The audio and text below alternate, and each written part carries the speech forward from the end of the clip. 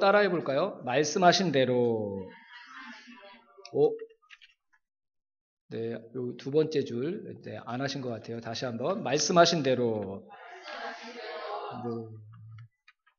주원이 했나? 주원이? 네, 주원이를 위해서, 네, 한 번 더 했대요. 제가 못 봐서 그래요. 다시 한번. 말씀하신 대로. 네, 요거만 기억하면 됩니다. 오늘 설교는. 네, 말씀하신 대로. 우리가 창세기를 요번에는 어떤 관점으로 보냐면 하나님께서 이 세상에 하나님의 나라를 어떻게 세워나가시나 이런 관점으로 창세기를 같이 보자고 말씀을 드리고 그렇게 또 살펴보고 있습니다. 하나님께서 우리 안에 이 세상 가운데 하나님의 나라를 세워나가실 때 그것을 위해서 가장 많이 하시는 일, 가장 중점을 두고 행하시는 일이 무엇일까? 제가 좀 창세기 말씀을 쭉 살펴보면서 그걸 다시 한번 봤는데요. 너무 분명하고 명확하게 답이 나오더라고요. 우리 안에 하나님의 나라를 세워나가시고 이 세상 가운데 하나님의 나라를 하나님께서 이루어 가실 때 가장 많이 하시는 일은 우리에게 말씀하시는 것입니다. 한번 따라해 볼까요? 우리에게 말씀하신다. 네, 유지원, 양다원 같이 우리에게 말씀하신다. 옳지, 네, 네. 우리에게 말씀하시는 것이 하나님이 우리 안에 하나님의 나라를 이루어 가시는 거예요. 네. 하나님 나라를 이루어가기 위해 우리에게 말씀하시는 하나님의 음성을 다 듣게 되기를 주님의 이름으로 축원합니다. 하나님의 나라의 시작, 인간들에게 하나님께서 말씀해 주시는 것부터 하나님께서 시작하신다는 것이죠. 자, 세상 나라 가운데서 살아가던 아브라함을 하나님께서 하나님의 나라로 옮겨가실 때 제일 먼저 하셨던 일이 뭐라고 그랬죠? 떠나라. 내가 명하는 곳으로 가라. 하나님이 뭐 하신 거예요? 말씀하신 거예요. 말씀하신 거예요. 하나님이 나를 향해 말씀하셨다 이 말은 그래서 무슨 의미냐면 하나님이 내 안에 하나님의 나라를 시작하셨다라는 의미라는 거죠. 하나님이 아브라함을 향해 아브라함 네 본토 친척 아비의 집에서 떠나 그리고 내가 명하는 곳으로 가. 이건 그냥 이사라는 뜻이 아니고요. 내가 네 인생 안에 네 삶 가운데 하나님의 나라를 시작할 거야 라고 말씀하시는 거예요. 하나님이 오늘 저를 통해 여러분에게 하나님의 말씀을 들려주시는 그 의미가 뭘까요, 여러분? 우리 안에 하나님의 말씀을 온전히 이루어 가시려는 하나님의 뜻인 줄로 믿습니다. 네. 여러분 어떤 나라에서 살기를 원하세요? 세상 나라가 아니라 하나님 나라에서 살기를 간절히 원하는 정상적인 사람들이 다 되시기를 주님의 이름으로 축원합니다. 세상 나라는 그럴듯한데 다 무너져요. 그리고 나중에 다 죄로 바뀌어요. 하나도 남지 않아요. 허무해요. 하지만 하나님의 나라는 영원한 나라인 줄로 믿습니다. 영원히 무너지지 않는 나라인 줄로 믿습니다. 나만 사는 나라가 아니라 우리가 함께 다 살아나는 나라인 줄로 믿습니다. 약한 자가 약함 때문에 무너지는 나라가 아니라 하나님의 은혜로 더 강해진 사람이 그 약한 자를 품어내므로 약한 자도 함께 서는 나라가 하나님의 나라인 줄로 믿습니다. 네. 서진이가 지금 제 얘기를 통역하고 있는 거니까 네. 제 얘기 잘 들으시고 네. 서진이 또래 아이들은 저 말을 아마 듣게 될 거예요. 네. 하나님의 나라가 본격적으로 이루어진 게 예수님이 이 세상에 오신 신약 시대잖아요. 그렇죠? 여러분 그것도 한번 잘 생각해 보세요. 이 세상에 예수님이 오심으로 하나님의 나라가 본격적으로 다시 시작되었어요. 예수님은 누구시죠, 여러분? 천지 만물을 창조하셨던 말씀이셨습니다. 태초부터 계셨던 말씀. 자, 따라해 봅시다. 태초부터 계셨던 말씀. 와, 이거밖에 다시 한번 더 크게. 태초부터 계셨던 말씀. 네, 태초부터 계셨던 말씀이신 예수님이 이 세상에 딱 오신 그 사건을 예수님의 탄생 이렇게도 얘기하지만 성경에서는 뭐라고 얘기하냐면 하나님의 나라가 시작되었다. 하나님의 나라가 임했다. 이렇게 얘기하는 거예요. 민준아, 뭐가 하나님 나라가 임한 거라고? 그치. 네. 태초부터 계셨던 예수님이 이 세상에 오신 것. 네.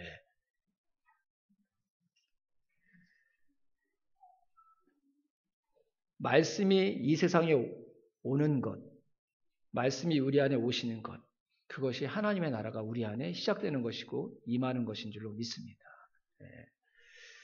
예수님이 그래서 하늘로 올라가시면서 제자들에게 뭘 부탁하셨죠, 여러분? 그분은 하나님의 나라를 가지고 오신 분이시고 하나님의 나라를 완성하실 분이신데 이 세상에 오셨던 예수님이 공생애를 다 마치고 하늘로 올라가시면서 제자들에게 뭘 부탁하셨어요? 땅끝까지 이르러 내 증인이 되라. 이렇게 말씀하셨어요. 가라! 가서 모든 백성으로 나의 제자를 삼고 나의 말을 지켜 행하게 하라. 그랬어요. 예수님이 뭘 부탁하신 거예요? 너희들에게 말씀이 임해 너희들 안에 시작된 하나님의 나라가 너희들이 세상 곳곳으로 나아가서 그 말씀을 전함으로 그 말씀을 듣는 사람들에게도 동일하게 하나님의 나라가 임하도록 하나님께서 부탁하신 거예요. 부탁하신 거예요. 하나님의 말씀이 증거되는 곳에 하나님의 나라가 임할 줄로 믿습니다.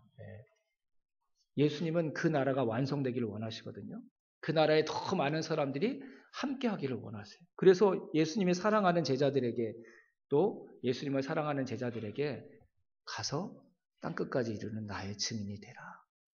너희들 아래 하나님 나라를 만들었던 그 복음, 그 말씀을 사람들에게 전하는 삶을 살아가라. 라고 그렇게 부탁을 하셨던 것이죠.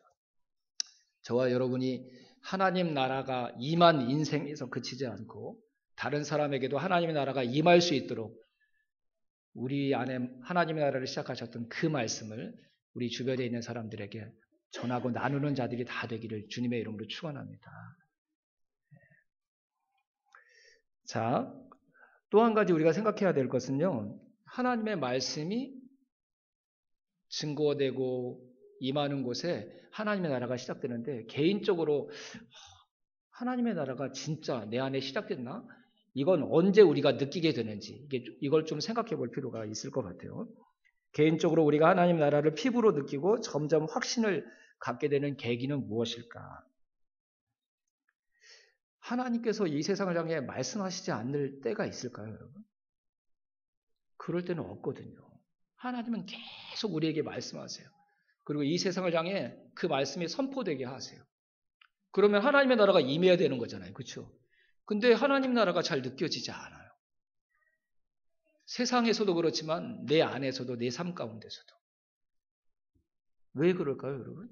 하나님의 말씀이 선포되고 증거되는 곳에 하나님의 나라가 임한다고 그랬는데 왜 실제로 그 임하고 있는 하나님의 나라가 내 피부로는 잘 느껴지지 않을까요? 하나님의 말씀의 부재는 하나님의 말씀이 아예 없다는 뜻이 아니라 무엇을 의미할까요? 그 말씀을 말씀으로 받아들이는 사람들이 없다는 그런 뜻이라는 것을 우리가 알 필요가 있어요. 하나님의 말씀이 전해져도 그 말씀을 말씀으로 받지 않으면 하나님의 말씀으로 듣지 않으면 어떻게 될까요? 그 말씀은 그 사람에게 임한 게 아니에요. 그런 상태라고 한다면 하나님이 이 세상을 향해서 말씀하셔도 세상 가운데 하나님의 말씀이 임한 게 아니에요. 2000년 전에 예수님이 이 세상에 분명히 오셨어요. 오셨죠? 그렇죠? 오셨어요. 근데 아직도 그 예수님을 믿지 않는 사람이라면 예수님은 그 사람의 인생에는 아직 오신 게 아닌 것처럼. 하나님이 말씀하시는 게 가장 중요한데 근데 더 중요한 건 뭐냐면 우리 개인적으로는 하나님의 말씀하실 때 그 말씀을 하나님의 말씀으로 내가 받아들이느냐 그렇지 않느냐. 이것이 우리 안에 하나님의 말씀이 실제로 임하느냐 그렇지 않느냐. 우리가 하나님의 말씀을 피부로 느끼면서 살아가느냐 그렇지 않느냐를 결정한다는 거예요.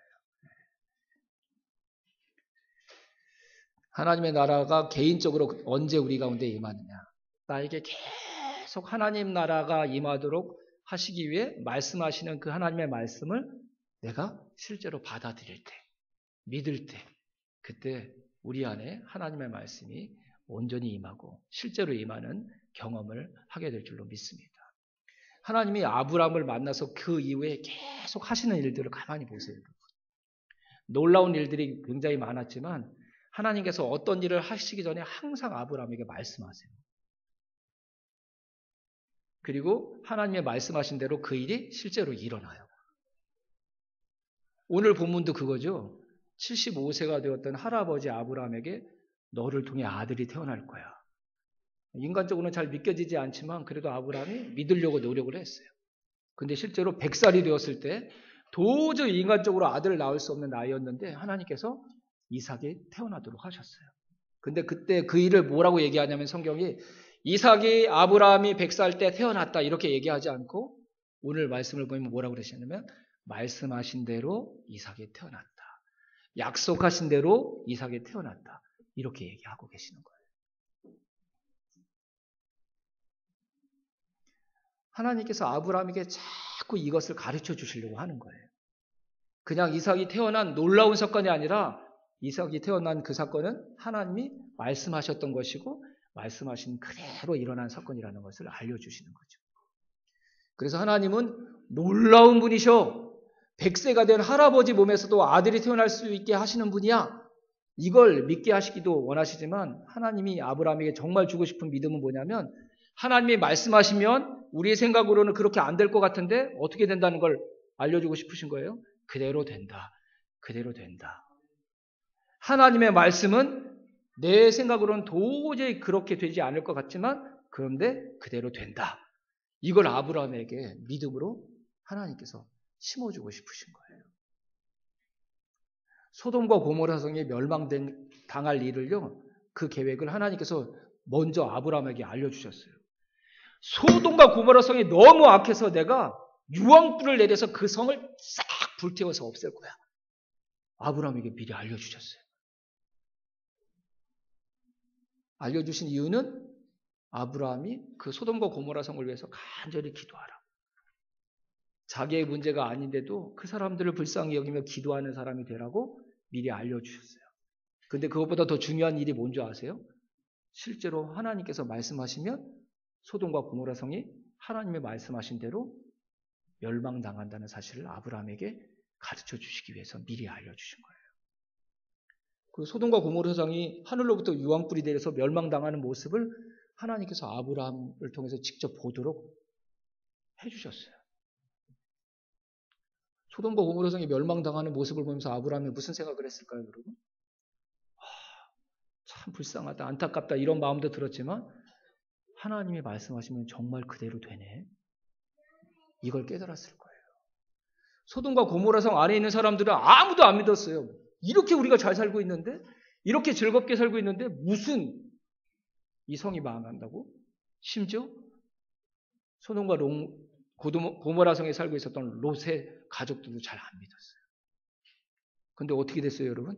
하나님이 말씀하신 대로 그대로 그 성이 멸망당하고 말했던 것이죠.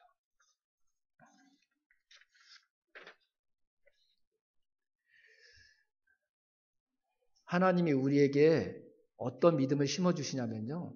하나님의 말씀은 진리다. 하나님의 말씀은 그대로 된다. 하나님이 우리 안에 그 일을 행하심으로 우리 안에 하나님의 나라를 만들어 가시는 하나님이신 줄로 믿습니다. 예수님이 하나님의 나라에 대해서 쭉 설명하시는데요. 이제 우리가 신약 성경을 읽고 있는데 그때 어떤 비유를 꼭 말씀하시냐면 씨 뿌리는 자의 비유를 얘기하세요. 하나님의 나라가 어떤 나라인지 쭉 설명하시다가 그 얘기를 하셨어요. 그러니까 이 씨 뿌리는 자의 비유도 하나님의 나라가 어떤 나라인지를 가르쳐 주시고 알려주시기 위해서 예수님이 하신 말씀임에 틀림이 없는 거죠. 그 비유가 어떤 내용이죠? 어떤 사람이 씨를 뿌려요. 근데 길가에 씨가 떨어지니까 그 씨가 자라나요? 못 자라나요? 햇빛에 타가지고 아예 흔적도 없이 사라지고 말아요. 돌밭에 떨어진 씨는 어떻게 될까요? 조금 뿌리를 내리는 것 같다가 또 시들어져서 사라지고 말아요. 가시덤불에 떨어진 씨는 어떻게 되었을까? 얼만큼 뿌리를 내리고 나서 자라나는데 가시덤불이 그걸 딱 막아버리니까 더 이상 자라지 못하다가 또 죽고 마는 거예요. 근데 마지막 밭이 있었어요. 좋은 밭. 좋은 밭에 뿌려진 씨는 어떻게 되었어요, 여러분? 100배, 60배, 30배 열매를 맺고 잘 자라났어요. 여기서 씨가 뭘 얘기할까요? 예수님이 말씀하셨는데 말씀이에요. 말씀. 네 종류의 밭은 무엇을 얘기할까요? 우리의 마음의 상태. 마음의 상태. 이 비유를 얼마나 예수님이 길게 말씀하신지 몰라요. 특별히 다른 비유와 다르게 또 사람들에게 이게 무슨 뜻인지 설명까지 해주셨어요. 특별히 제자들은 따로 불러서 과외까지 시켜주셨어요. 이 의미를 가르쳐 주시기 위해서. 근데 그렇게 씨 뿌리는 자의 비유를 말씀하시고 나서 그날 밤에 무슨 일이 있었는지 아세요, 여러분? 제자들과 함께 예수님이 배를 타고 바다 건너편으로 가는데 큰 풍랑을 맞았어요. 그 제자들이 어이구 우리 죽게 되었다고 막 그렇게 야단법석을 떨고 있는데 예수님은 뭐 하셨을까요? 배 밑에서 주무셨어요. 사람들은 다 죽게 생겼다고 막 발버둥을 치고 있는데. 그리고 제자들이 두려워서 예수님을 깨우니까 예수님이 제자들의 믿음 없음을 책망하시고 나서 바람과 바다를 향해 잠잠하라고 말씀하시니까 어떻게 되었어요? 금방 배를 삼킬 것 같았던 큰 파도가 잠잠해지면서 평안한 바다로 바뀌고 말았어요. 왜 예수님이 씨 뿌리는 비유를 하시고 나서 제자들을 데리고 풍랑이 일 것이라는 것을 아셨음에도 불구하고 그 바다를 건너가게 하셨을까요, 여러분?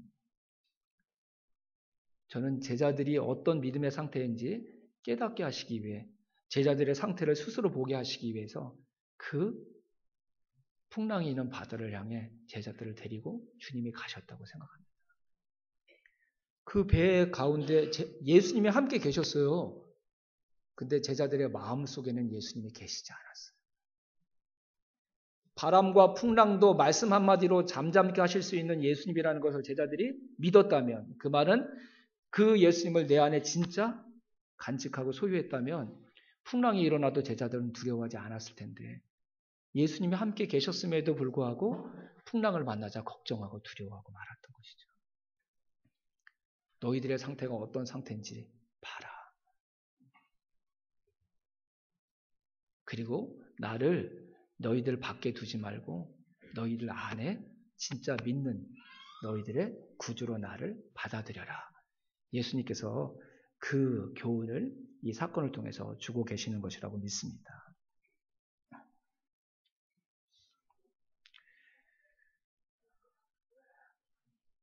항상 무슨 일을 하시기 전에 우리 하나님과 예수님은 우리에게 말씀하십니다. 하나님을 자랑하시기 위해서 예수님이 대단한 능력을 가지고 있는 분이라는 것, 그렇게 우리에게 우쭐대고 싶으셔서 그렇게 일하시는 게 아니라 우리에게 믿음을 주시려고 그 방법으로 항상 일하세요. 어떤 일을 행하시기 전에 말씀하심으로.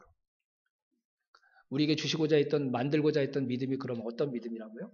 말씀하신 대로 그대로 된다는 사실을 믿는 그런 믿음을 우리 안에 만드시려고 하나님께서 그렇게 일하시는 줄로 믿습니다. 네 생각대로 되는 게 아니라 내가 말한 대로 된다. 우리가 이 하나님의 말씀을 믿기 시작한다면 그때 우리 안에 하나님의 나라를 이루시기 위해 우리에게 주시는 그 말씀들이 우리의 마음과 우리의 인생의 벽을 받고 튕겨져 나가는 게 아니라 그 말씀이 우리 안에 심겨지고 온전히 뿌리를 내리게 되는 말씀이 될 줄로 믿습니다.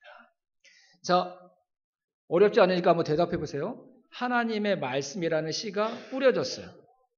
그 씨가 뿌리를 내리고 자라나서 열매를 맺었어요. 그러면 그 열매는 무슨 열매죠, 여러분? 하나님의 말씀의 씨가 뿌리를 내려서 만들어진 열매니까 하나님의 말씀의 열매인 줄로 믿습니다.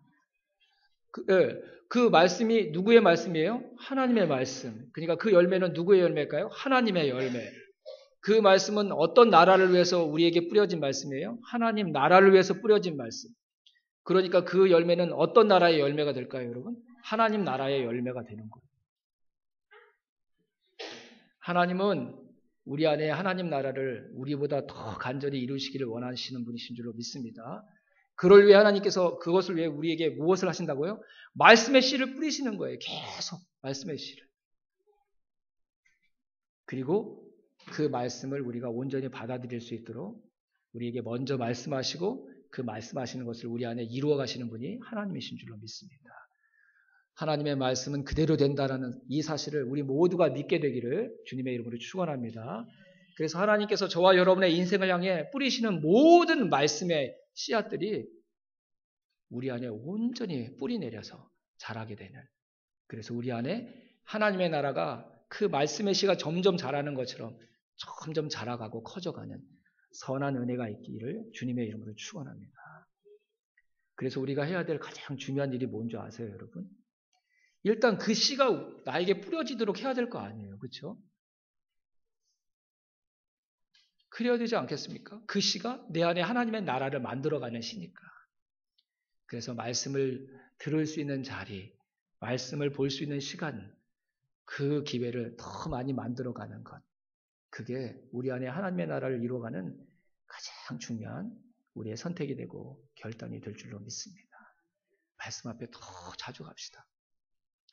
말씀을 더 자주 보려고 하고 말씀을 들을 수 있는 자리에 우리가 더 나와서 그 말씀을 들으려고 노력한다면 그 말씀이 가지고 있는 힘과 생명이 저와 여러분의 단단한 마음의 벽들을 무너뜨려서 그 말씀을 받아들이는 사람으로 우리를 바꾸어 갈 것이고, 우리 안에 그래서 멸망당할 세상 나라가 아니라 영원한 하나님의 나라를 만들어가는 하나님의 거룩한 손길, 하나님의 거룩한 역사가 될 줄로 믿습니다.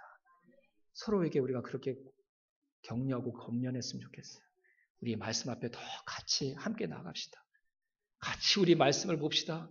같이 말씀을 읽읍시다. 말씀이 우리를 변화시켜가는 말씀의 능력을 함께 경험합시다.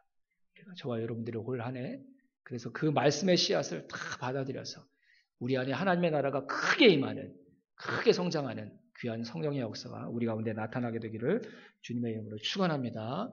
오늘의 성찬식 때 그래서 여러분들을 위해서 제가 축복하면서 해야 될, 함께 하게 될 기도 제목은 듣고 보는 모든 말씀이 마음속에 심어지게 하여 주시옵소서. 실제로 저와 여러분들이 올 한 해 이후로 우리가 듣게 되는 모든 말씀이 저와 여러분의 인생과 심령 안에서 뿌리 내리고 자라는 하나님 나라의 나무가 되기를 주님의 이름으로 축원합니다.